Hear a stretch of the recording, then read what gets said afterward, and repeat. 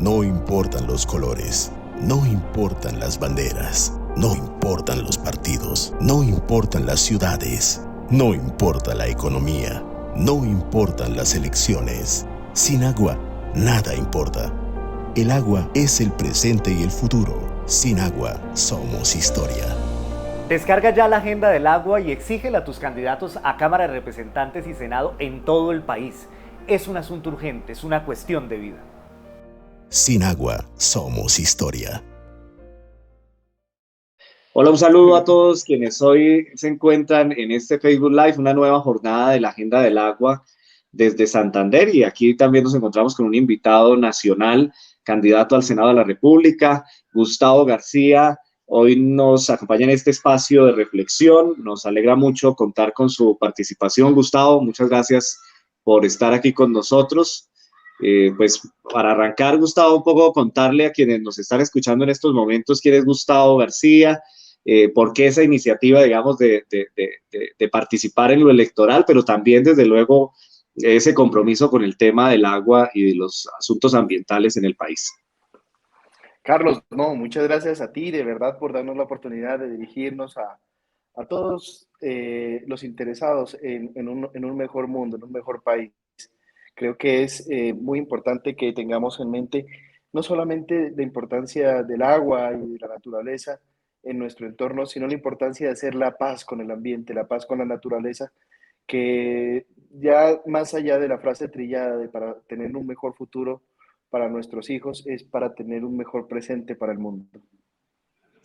Gracias, Gustavo. ¿Y quién es Gustavo García? ¿Cómo poder presentarle a los ciudadanos que nos ven ahorita en estos momentos a Gustavo, y qué podemos decir de su vida, de sus iniciativas y de sus ideas? Claro que sí, mira, yo soy Gustavo García, tengo 38 años, soy padre de 3 hijos y por supuesto un preocupado por cuidar nuestro origen. Yo vengo desde el macizo colombiano, de donde nace uno de los más importantes afluentes en el tema acuífero, por supuesto.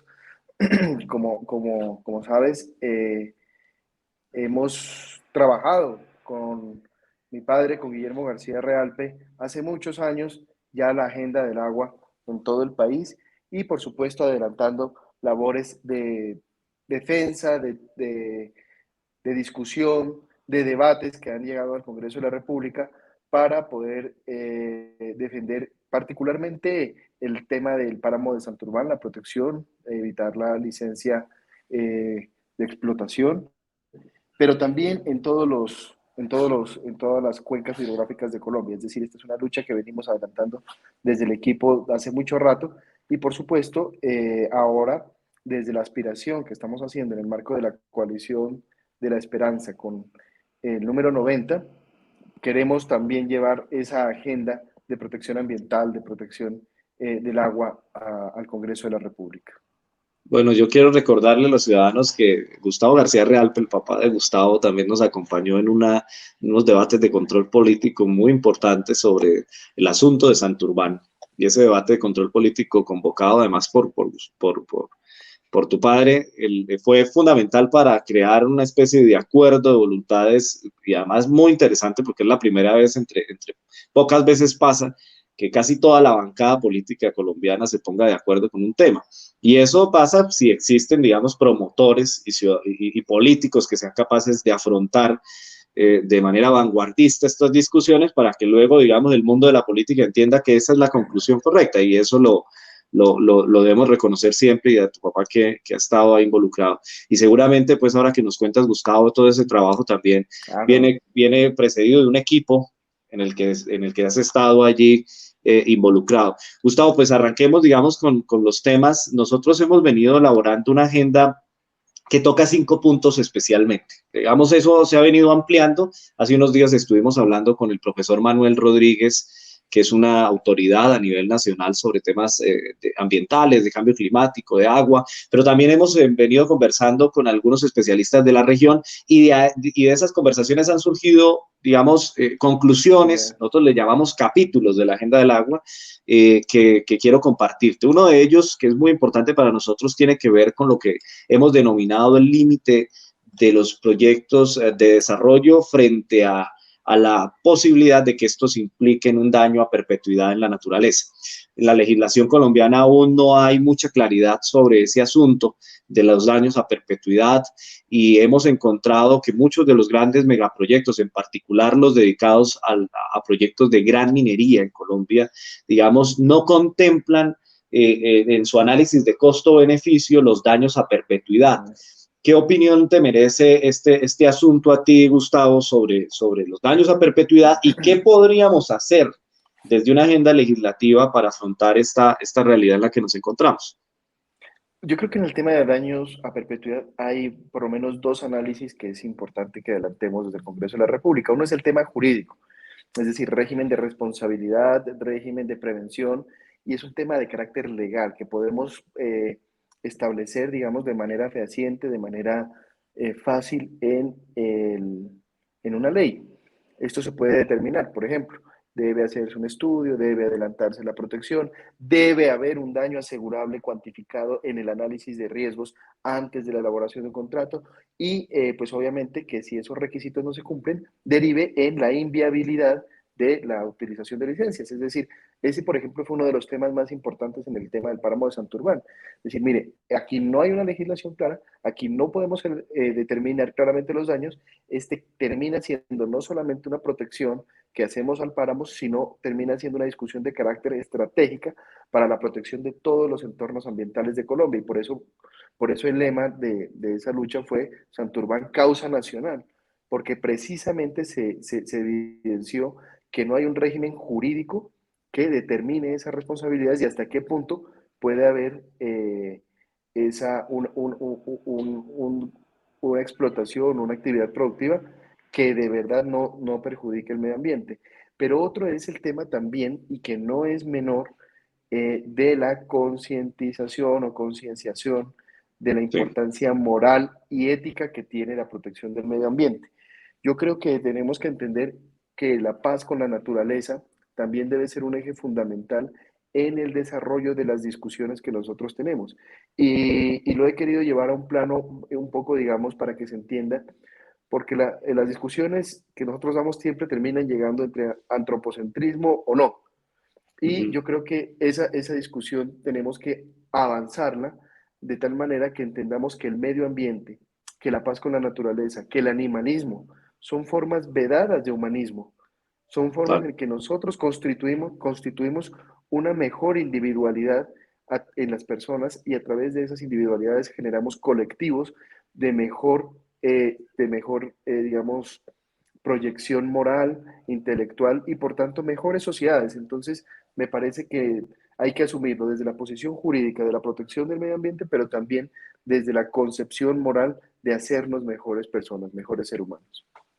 Gustavo, sobre eso, digamos, han habido, digamos, varias observaciones en el mundo. La última, ¿recuerdas el tema de los nuevos contratos social ambientales? Que en el fondo lo que implican es ese nuevo humanismo, ¿no? Una discusión sobre hasta dónde hemos logrado que nuestro ethos llegue a conclusiones lo suficientemente colectivas para que logremos esos nuevos compromisos implícitos, esos imperativos categóricos, morales, en donde decimos, bueno, hasta aquí puedo llegar como humanidad. Hace 20 años, yo siempre le cuento a los ciudadanos, bueno, hace 20 años mi abuela, por ejemplo, cogía un gatico y los desechaban en un bolso. Es una cosa terrible que uno hoy lo cuenta y le parece una cosa escandalosa, pero hace 20 o 30 años o 40 años era una cosa natural. Entonces, la relación con la naturaleza, con nuestros animales silvestres y domésticos, pues era completamente distinta. Hoy ese mundo cambió, hoy requiere la ley también estar actualizándose en torno a esas nuevas realidades y desde luego ese nuevo humanismo que mencionas. Sobre eso, Gustavo, digamos, hay un elemento primero que quiero resaltar, que es el tema de hacer la paz con la naturaleza. Eso, nosotros hemos hablado de un conflicto, pero no solo lo hemos relacionado directamente pues a los asuntos digamos, políticos, de las decisiones políticas, tanto de los grupos armados como, digamos, del mismo Estado, pero nunca lo hemos relacionado exactamente con la naturaleza. Eso que mencionas, pues yo hasta es la primera vez que lo escucho y me parece muy interesante, además en contexto de posacuerdo. ¿Qué significa hacer la paz con la naturaleza y por qué ese concepto incluirlo aquí como un elemento transversal de lo que mencionas, pues hace parte de esa agenda por la naturaleza o por el agua? Sí, en las discusiones precisamente que hemos adelantado, yo, como tú dices, yo trabajé, te quiero contar, trabajé mucho en el tema del acuerdo de paz. Y en las discusiones que hemos adelantado, digamos, de lo que es la conflictividad, las cosas que como sociedad de verdad tenemos que vencer, hay que aceptar también que llevamos toda la humanidad, pues hombre, desde el principio de la historia, en un conflicto, digamos, personal del hombre por su superación. Y en ese conflicto por la superación casi que la naturaleza se ha convertido en un elemento a vencer, ¿no? Las sociedades avanzan, el cemento va copando espacios, y la naturaleza poco a poco ha venido tomando un poco de importancia. Pero lo que tú dices, es decir, venimos de unas sociedades en las cuales destruirla pues era parte de la falta de conciencia, digamos, era simplemente un tema de desconocimiento y aceptado. Y una vez estuve en una maloca indígena en Armenia y me acuerdo que hubo un concepto muy bonito de un indígena que nos dijo, es que el animalismo debe, para el animalismo debe entender que nosotros no tenemos especies mayores y especies irracionales, sino que los animales son nuestros hermanitos menores que ocupan el lugar en nuestra casa. Entonces yo ahí entendí de una manera muy especial que hay un conflicto entre la productividad del hombre, entre el desarrollo humano, y lo que es la naturaleza como tal, que también la naturaleza tiende a desarrollarse, tiende a copar espacios. Hay, digamos, esa lucha entre la naturaleza y el hombre en la cual nosotros tenemos que hacer paz con la naturaleza, tenemos que tener que aprovechar nuestra racionalidad no para vencerla, sino para integrarla a nuestro desarrollo. Y eso nos va a dar una oportunidad no solamente digamos, como seres de desarrollo, sino como humanidad. Lo contrario es una autodestrucción. Gustavo, sobre eso tú mencionabas la necesidad de que se actualizara, por decirlo de alguna manera, la ley en torno a estas nuevas realidades. Y a partir de esa actualización, pues han surgido, y además producto también de muchas manifestaciones sociales, de expresiones de académicos, de conclusiones de la sociedad civil, hemos llegado también a nuevos elementos dentro de la legislación que consideramos pues deben ser reformados o repensados. Entre otros elementos se encuentra la forma como se presentan los procesos de licenciamiento ambiental en Colombia, la manera como en muchas ocasiones el Estado no tiene una capacidad de contrastar con información propia sobre los estudios de impacto ambiental de las corporaciones que presentan sus proyectos para hacer cualquier tipo digamos, de proceso en el caso de minería de extracción de minerales. Y esa falta de información o publicidad de la información, de hacer público el acceso a la información, pues hace que, o por una parte, los ciudadanos no podamos contrastar con la veracidad científica y los datos, esto que presentan las mismas multinacionales, o por otra parte, los estudios de impacto ambiental ya por sí mismos, al ser presentados por quien tiene el interés de explotar, pues tiene implícito un conflicto de interés. Y entonces allí, digamos, hay una serie de observaciones que las organizaciones de la sociedad civil han hecho a nivel nacional y local, y hablo, por ejemplo, del Comité para la Defensa del Agua del Páramo de Santurbán, entre otras organizaciones de Colombia, que han manifestado, por una parte, la falta de información, o sea, de estudios. Aquí, por ejemplo, en Santander nos correspondió con el mismo acueducto y la alcaldía hacer estudios propios, digamos, territoriales sobre los impactos del estudio de impacto ambiental de Minesa, la corporación que quiere hacer explotación, entre otras muchas, en Santurbán. Y no hay información clara sobre las aguas subterráneas, las dinámicas bióticas, etcétera, de nuestros territorios, y quien presenta esa información es la misma multinacional. ¿Tú qué opinas alrededor de esto? Eso ha sido para nosotros un tema supremamente importante y pues nos gustaría saber cuál es tu opinión, Gustavo. Yo creo que ahí también, ahí vuelven a haber dos temas, es decir, es que siempre tenemos que compaginar los temas legales con los temas de realidad. Y volvemos a, nosotros podemos desde el Estado, digamos, desde el Congreso de la República, regular con claridad los que tú dices, el tema de transparencia, el tema de rigurosidad de los estudios y el tema de los elementos claros que deben tener para que se adelante un proceso de explotación o de producción y sobre todo también, digamos, establecer unas políticas lineales que tienen que ir orientadas hacia decir, hombre, avancemos cada vez más en que no haya definitivamente productividad agresiva con la naturaleza. Es decir, ahí tiene que haber también una normatividad que tienda hacia la disminución de esos impactos y la reconversión en los sectores económicos y de empleabilidad que permitan darle un futuro a la gente. Pero también hay un tema cultural, Carlos, y ahí es importante que las licencias no se ven como digamos, como una autorización, como un régimen de buenas prácticas, sino como un requisito. Es algo que hay que chulear. Y lo que tú dices, proviene de la incapacidad del Estado para hacer sus propios estudios, del desconocimiento. Y a mí me parece que hay también una cosa que es muy grave, del centralismo que asfixia las regiones. Es decir, la ANLA puede, desde un escritorio, certificar que se puede hacer una explotación en el páramo de tal cosa o en la región de tal lado, y lo puede hacer un funcionario de un escritorio cuando hemos visto que, por ejemplo, en un contrato de 2 billones ni siquiera son capaces de revisar una póliza.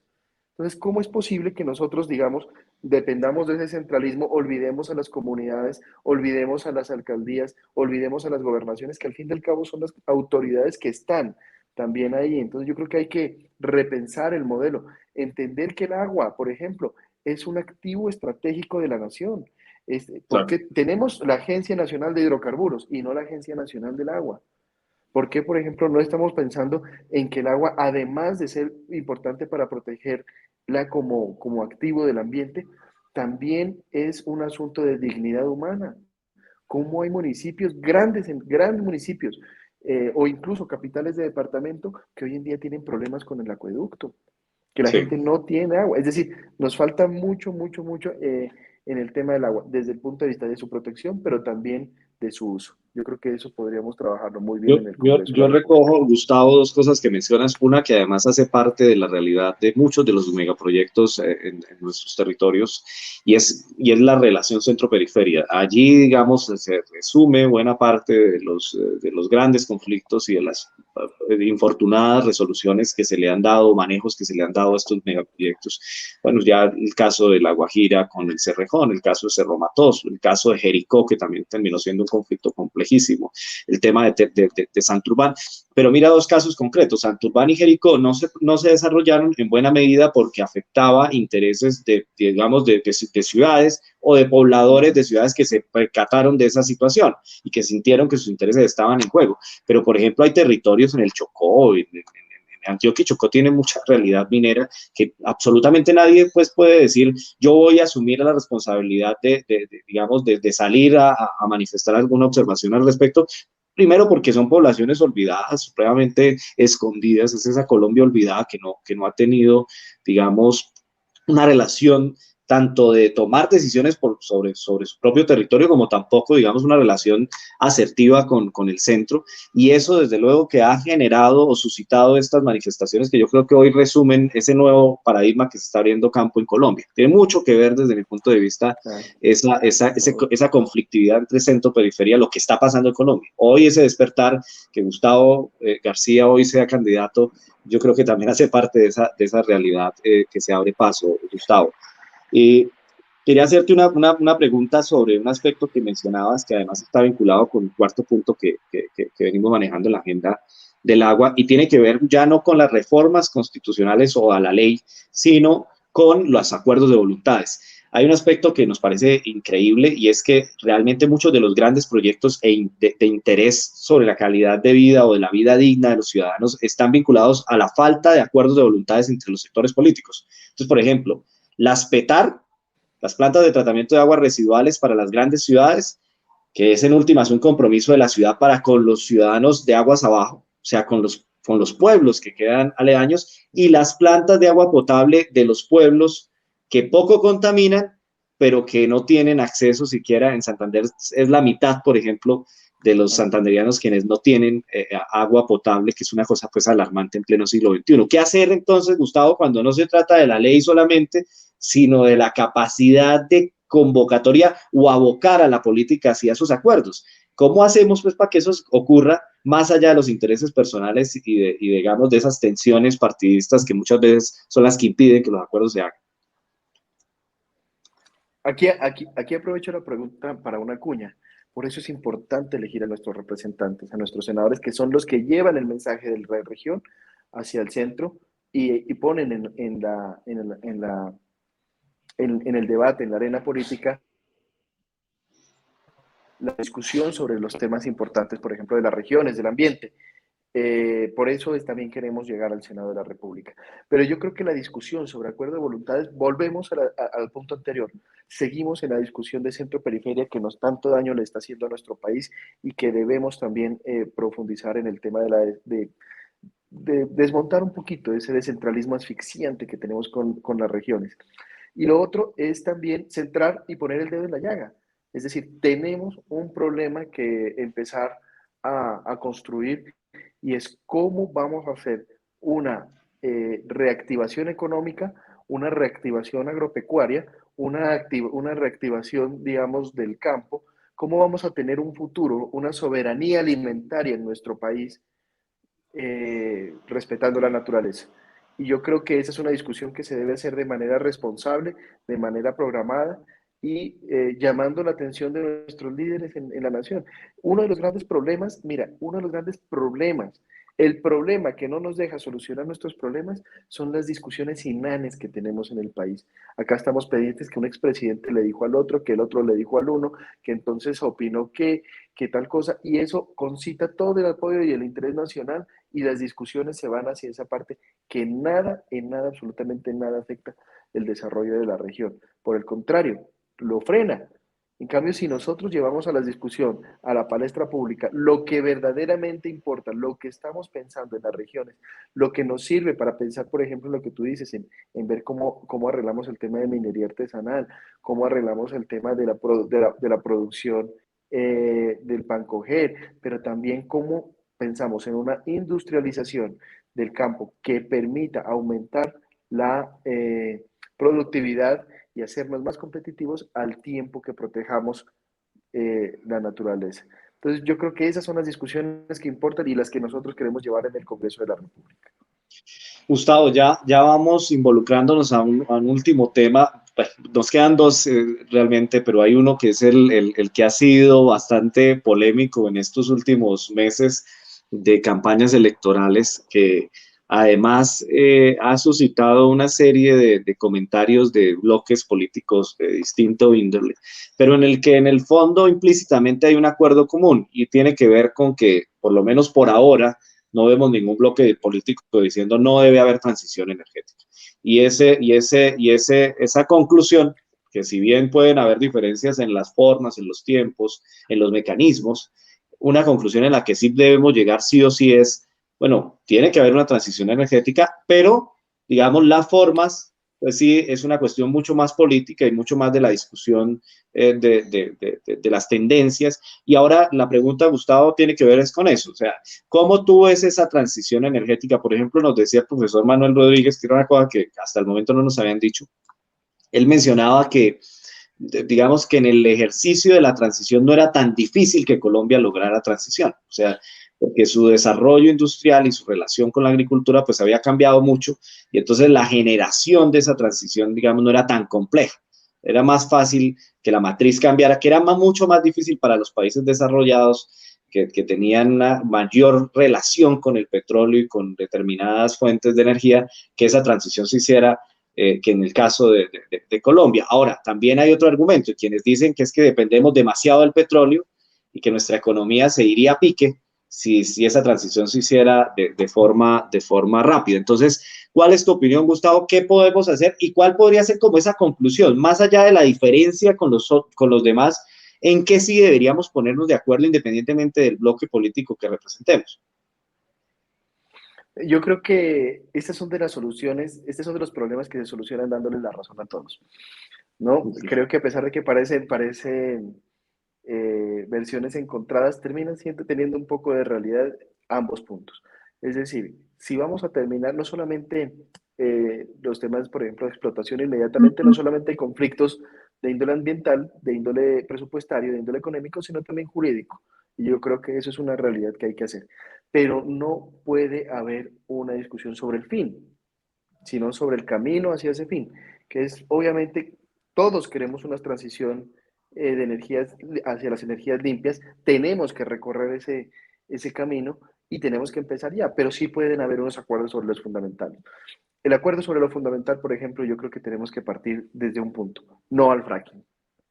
Eso tiene que ser una esencia del acuerdo, no solamente eh, porque nos lleva atrás en la discusión, sino porque ahí sí nos convertiría, digamos, en un país dependiente de eso. Es decir, eso me parece que sería un error estratégico completamente garrafal para el país, para el ambiente y sobre todo para la discusión de la transición energética. No tendría sentido volver al tema del fracking. Puede haber, por ejemplo, un tema muy importante que ayude a controlar la deforestación por el tema de los cultivos ilícitos, que puede ser, por ejemplo, la renta básica forestal.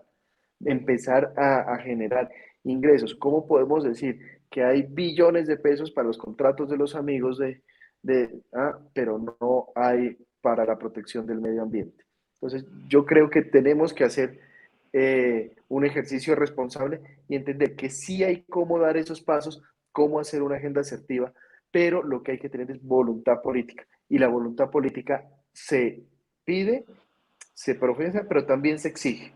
Y nosotros vamos a llegar a exigirla y hacer los debates de control político para lograr concitar el interés de la gente y que podamos hacer de verdad una discusión sobre lo importante que es nuestro futuro. No hay nada más importante que el futuro, es decir, si no tenemos esas discusiones hoy, ya mañana no solamente serán demasiado tarde, sino innecesarias las discusiones. Así es, Gustavo. Una última apreciación, Gustavo. Nosotros hemos venido mencionando que parte de las manifestaciones sociales presentadas en los últimos años, y particularmente la participación de los jóvenes en esas manifestaciones, tienen que ver con una relación directa entre la naturaleza y la juventud o la conciencia joven. Y cuando me refiero a la conciencia joven, digamos, no es exactamente una cuestión etaria, sino una condición, un paradigma, una forma de pensar. Y hemos dicho, yo siempre hago la analogía con un cuento, que es el cuento más corto de la historia de la humanidad, que es él se levantó, abrió la ventana y el dinosaurio estaba allí. Ese es el cuento más corto de la humanidad. Entonces yo hago una analogía, a los jóvenes les pasó algo parecido y es que ellos nos levantamos, yo ya no me puedo incluir directamente en ese rango, pero nos levantamos y ya el cambio climático estaba ahí. Entonces existe una estética natural, una crisis en la que ya el joven pues viene con ella y un poco en reclamo que a veces se hace de manera pues, lamentablemente violenta y en otras ocasiones sí se hace, digamos, en el marco de las protestas pacíficas, pero que en el fondo, más allá de la forma, también hay implícita una queja que hay que escuchar y qué está pasando con esa juventud y qué relación y mensaje podemos enviarle, digamos, no solo a los jóvenes, sino al país respecto a eso que está pasando en la nación y cómo lo ve Gustavo García. Es decir, qué relación existe entre la juventud, qué espacios deberían existir, pues para que esos reclamos se vuelvan también en una oportunidad de reconocer el nuevo paradigma que se abre paso y que seguramente llegó para quedarse. Bueno, yo creo que lo que dices es muy interesante. Nosotros llegamos a un mundo en el que el cambio climático no solamente es una certeza, sino algo que se puede ver ya de manera fehaciente. Pero también llegamos a un mundo, y eso hay que reconocerlo, en los que para mí está pasando una de las revoluciones más importantes de la historia de la humanidad, y es la revolución de la información y las comunicaciones. Nosotros tenemos la posibilidad hoy estoy en Bogotá, tú estás en Bucaramanga y estamos conversando. Eso me decía un profesor de filosofía, me decía, eso es un milagro del hombre, decía, eso sí es un milagro del hombre. Y esa sociedad de la información nos permite de verdad también tener una conciencia distinta, unos avances diferentes y poder de verdad llevar las ideas sobre el cambio, sobre la transformación, sobre la prevención y sobre lo que te digo desde el principio, sobre la paz con la naturaleza, de manera rápida, de manera fehaciente. Y yo creo que tenemos, que tenemos que ser conscientes de ese poder que tenemos como juventud y asumir no solamente las investiduras, las facultades, lo bueno que tiene el poder, sino también las responsabilidades. Porque si los jóvenes de hoy no asumimos las responsabilidades, serán nuestros hijos los que asuman las consecuencias. Entonces, creo que tenemos con qué, creo que tenemos con quién hacer una buena tarea en el Congreso de la República, en las instancias de poder y sobre todo en una cosa que es muy importante, en las instancias de liderazgos sociales, que hay que reconocerles y darles una mayor importancia, hacer visibles a los jóvenes que están en el activismo, hacer visibles a las personas que, que buscan, digamos, el cambio desde sus sociedades y hacer visibles también a todas esas problemáticas de las no solamente del ambiente y de los animales. Ellos no pueden hablar por nosotros, ni los animales ni el ambiente, nos toca a nosotros asumir esas posiciones. Y esas posiciones tienen que venir desde la conciencia joven, desde la conciencia ambiental y desde la conciencia de la paz con la naturaleza.